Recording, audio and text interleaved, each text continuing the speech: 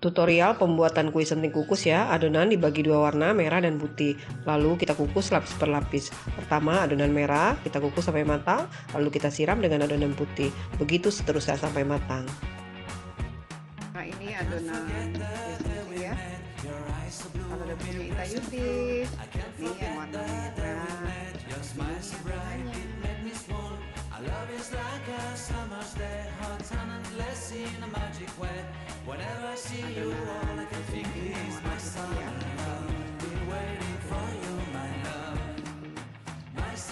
Ini bikin kue senting enak sekali, khas Kampung Pagar Alam. Kuenya enak, gurih, warnanya cantik. Nah, kue senting kukusnya sudah matang. Seperti ini. Warnanya cantik sekali kan?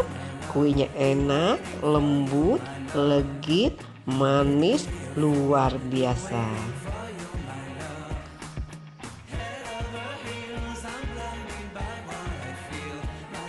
senting kukus. Jadi,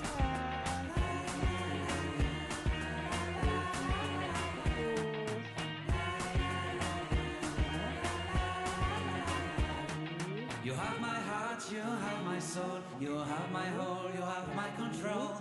Love me tender, love me sweet. With you I know that I'm complete.